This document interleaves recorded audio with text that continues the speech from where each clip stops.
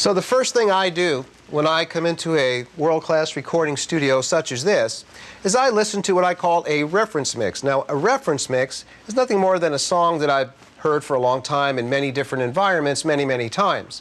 I've heard it from my iPod, on my car stereo, on my home stereo system, or maybe even a home theater system. And what this means is that I'm very familiar with the way this song sounds in all those different environments. So when I come in a recording studio, I could hear what's happening with this music. Is the bass getting louder or softer than I usually hear it? Is the treble or high frequency getting louder or softer? Or is the mid-range getting louder or softer? As we play music in various environments, it gets translated differently. On a speaker, it may sound different than it will in headphones. On a larger speaker, it certainly sounds different. It may sound different coming out of your computer than it does in the car. Certainly the size of the room that I'm hearing it in, if I am listening to speakers, that also makes a difference. I could scientifically analyze all those variables. I could look at the materials on the floor, on the ceiling, on the walls of the particular room. I could look at the size of the speakers. I could even read the frequency response charts that the manufacturer may give me. What's easier, in my opinion, is to just listen to a reference song, and that way you sort of level the playing field. In other words, when I record music now in this particular studio, I have a really good idea of how this studio is reshaping the bass, the mid-range, and the treble. You may record or mix music from your computer at home or in a home studio environment, and it sounds great in the room that you mixed it in. And then you get it in the car, and all of a sudden, wow, there's this incredible bass overdrive. And all of a sudden, the whole mix sounds different and certainly feels different. But by you listening to reference mixes, it's a very easy way for you to sort of get together with the environment you're about to work in and understand the canvas, if you will, that you're about to draw on, because music recording is an art. With real application training, we're going to show you how we do this in the real studio environment. We're also going to give you some tools and techniques that we use here to make real records. And by the end of this DVD program, you're going to be able to think, act, and perform like a real recording engineer. And our hope is that it will become second nature for you as it is for us. And at that point, you'll be able to really focus on making and writing your songs, performing your music. And the end result will be a product far better than you would ever achieve otherwise. I'm John Lowson, and welcome to the University of Recording Arts and Music, Real Application Training. So, in this first segment of Real Application Training, I'm going to introduce you to the recording studio, talk a little bit about what goes on in here and some of the things that you may be seeing. And then also, I'm going to go through a little bit of information about this recording console. And you may ask yourself, well, what does that have to do with you if you've got a computerized system at home? Well, invariably, a lot of the information that you have inside of your computer, whether it's Pro Tools, Logic, or Cubase, or some of the other programs, are going to be really developed from basic principles derived from the real recording studio. So, by giving you this as a backdrop, we know that you're going to approach that with a whole different mindset and be much more effective. You may notice also in this room there's a lot of different treatment on the walls. There's cloth on this wall, there's some diffusers on the back wall that are made of wood, there's wood around the recording console, and then there's some carpeting. There's also some carpets that are hanging down from a high ceiling. Well, all this is for a specific reason. Now, in your home studio, of course, you don't have this elaborate setup, but you want to be aware of the acoustic treatment in your control room. How the sound's being reflected is very important in how it ultimately sounds to you and translates to the outside world. These cloth-type materials and the carpetings tend to absorb sound, where the wood on the floor and the wood diffusers in the back of the room, they tend to allow the sound to bounce around somewhat. So, at some point in time, what you'll need to do in your home recording studio is listen to that reference mix that we were talking about earlier, and then based on what you hear in that reference mix, try and walk around the environment of your room a little bit.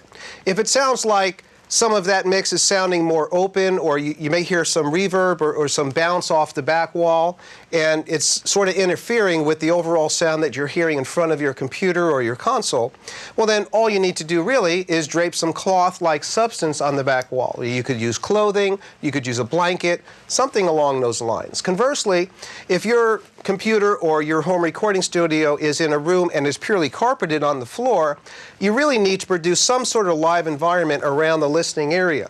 So at that point, you may just want to get a piece of plywood or some hard type of material and then put that on the floor in front of your computer. Maybe a 3x3 or a 3x4 little piece of wood. That'll give you a little bit more realistic environment in the control room.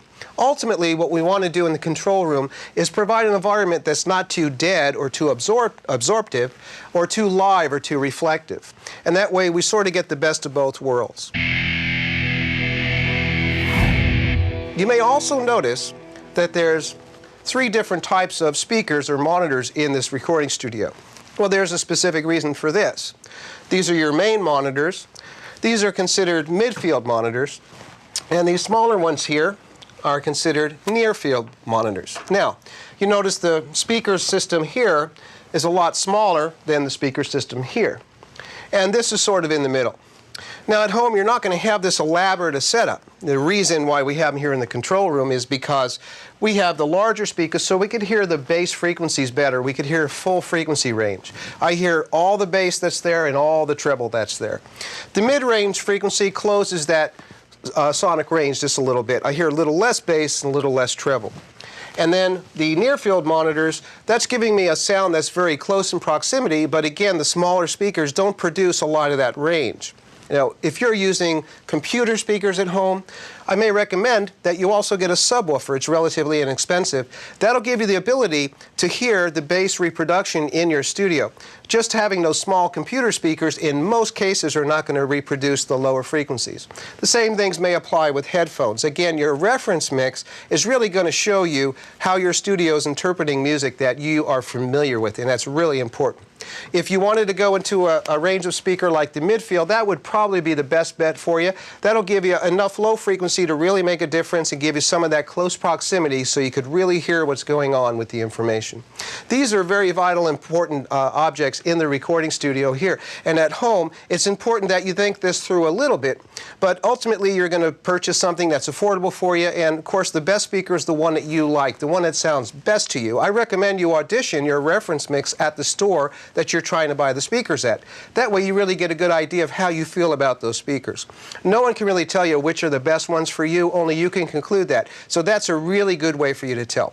So again, as you walk into your control room at home, start to think about the environment acoustically in that room, how the walls are treated, the floor is treated, the ceiling's treated. There's nothing wrong with hanging clothes around or using some wood objects or something of a harder nature in order to really get that environment sort of medium or get it leveled a little bit so where it's not too live, not too dead sounding. Make sure your speaker system is going to give you a good representation of the frequency range. Again, small speakers may not reproduce a lot of the lower frequencies, so you want to make sure you at least get a little subwoofer there so you can get some of that lower information in the room.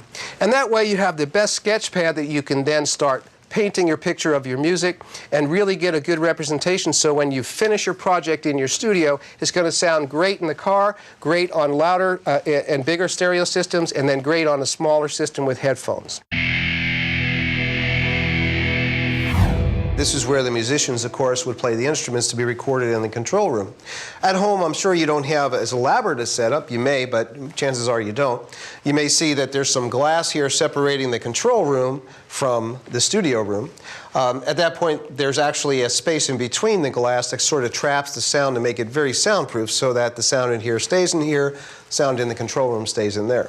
Now, in your home studio, if you're recording live music, and you're going to be especially recording live drums or something like that, you may want to get another room in the house or use that temporarily for the studio portion and sort of run the mic wires and cords between the rooms, and then you'd be able to close the door, at least provide some sort of sound reinforcement on one end or the other.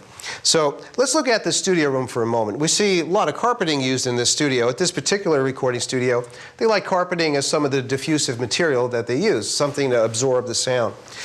In this room, what we're trying to do is create an environment that's sort of suited to the instrument we're playing and the sound we're trying to achieve for that instrument. For example, in this room, we're getting ready to record drums, and we want these drums to really be live sounding. We want a lot of echo in the room, so to speak. But we don't want it too live to where we don't hear the sound of the drums coming through. So that's why on the floor, as you can see, there's a carpeting over this hard surface that's more of a slate material. So in this recording studio, they've really given us a lot of variation on what we could do regarding shaping the sound in the room. The sound in the room of the instrument you're recording is very important. It's really one of the most important things other than the sound of the instrument itself. If it sounds great at the source of the instrument and in the room, it's going to be easier to get it sounding great in the recording. So in this room, we can see we have carpets that we can move around. This is a very good example of what you could do at home. Again, if the room you're using or the space you're using at home is an environment where there's all carpeting, you can get some plywood, you could buy it relatively inexpensively, and lay it down on some places of the room on the floor. You may even want to stand some against the wall if they're more of a cloth or an absorbing type of material. At that point in time, you could create a liver environment in here, one that you can actually get more sonic quality to your sound. On the other hand, if you're recording an instrument that you want it to sound very close to your ears on the recording, you may want to create a deader space in here and provide more cloth-like material so you don't get a lot of the bounce going on. If you notice in this room, there are a lot of walls that are sort of angled. And in a real recording studio like this, we don't have parallel walls. What parallel walls do is they create random reflections going back and forth, and it seems to create an uncontrollable environment. We'd rather have angled walls. So again, at home, if you're in a room and maybe it has a ceramic floor or a vinyl floor or a slate floor like this, and the walls are hard material, and such is the ceiling, you may have sort of a box of parallel walls where there's a lot of reflections going on. You may find that just putting a carpeting down in the middle of the floor isn't enough. You may want to even just get some wood, which is also hard material, but have it angled against some of the walls. And by then, you could eliminate some of those reflections going back and forth through the parallel walls. It's very, very effective. The important thing is we really think about recording the music in an environment that really speaks to that instrument. And there's nothing like experimentation. When you're in your home environment, you have time, you have some materials you can get relatively inexpensively, and just important to really think about the environment it's in, the floor, the ceiling, and the walls. Are they parallel? Are they sort of angled? Is it a hard surface, or is it a softer surface that's going to absorb the sound? And then what you'd want to do is you'd want to play the instrument, the guitar, the drums, whatever it is you're recording in that space. And at that point in time, you can determine if it sounds good in the room. That's the first step in getting a great sound on tape or in the recording of the hard drive. So I'm going to walk over to the back of the studio a little bit. And if we come back here, we can see we're, again, setting up to do a session, that there's another space back here. And we may notice, as we come into this room, that the sound of my hand claps changes a lot. This room is extremely dead sounding. It's very absorptive in here. Even though there's some glass there, we notice that the glass is not parallel. It's actually on an angle. But in this room, we see a lot of cloth on the walls. We certainly see cloth on the ceiling, and we see a wood floor, but yet there's carpeting on this floor. So again, we're giving some variations here. By removing the carpeting, we can get more liveness or more bounce in this room. But this room is typically used for a vocal booth.